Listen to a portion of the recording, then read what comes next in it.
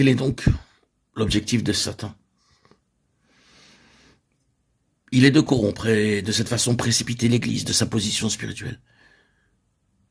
Nous avons des paroles telles que celle-ci. Souviens-toi donc d'où tu es tombé. Cela est dit à l'Église d'Éphèse. Tu as abandonné ton premier amour. Retournez à Acte 19 et observez ce premier amour. Paul arrive à Éphèse. Et que se produit-il là, par sa présentation de Christ? Pourquoi beaucoup d'entre eux apportèrent leurs précieux, voire inestimables livres d'art magique et en firent un grand feu? Et l'évaluation qui, en effet, représente une somme immense. Et tout cela partit en flammes. Dans une vallée comme Éphèse, où Démétrius est si motivé par les profits des affaires, où le capitalisme est un facteur si important, où l'argent représente beaucoup, une immense fortune est ainsi sacrifiée. Pourquoi? Parce qu'ils se tournèrent vers le Seigneur de tout leur cœur. Le témoignage de Jésus est accepté et établi. Quelle chose! Vous vous souvenez de l'entretien de Paul avec les anciens d'Éphèse? Quelle merveilleuse révélation! Quelle relation dans les choses spirituelles!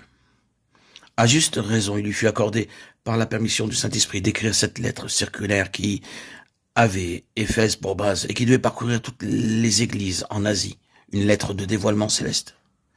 Quelle révélation, quelle position!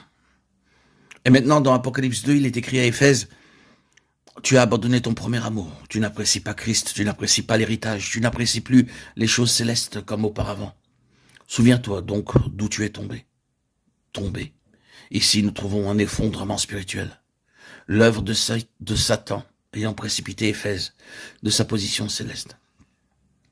Ainsi, le vainqueur est la personne ou la compagnie qui tient bon en faveur de la pleine révélation de Dieu.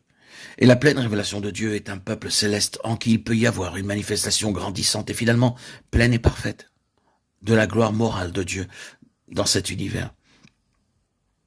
C'est la cité, la nouvelle Jérusalem descendant du ciel d'auprès de Dieu, ayant la gloire de Dieu, son éclat étant semblable à celui d'une pierre très précieuse.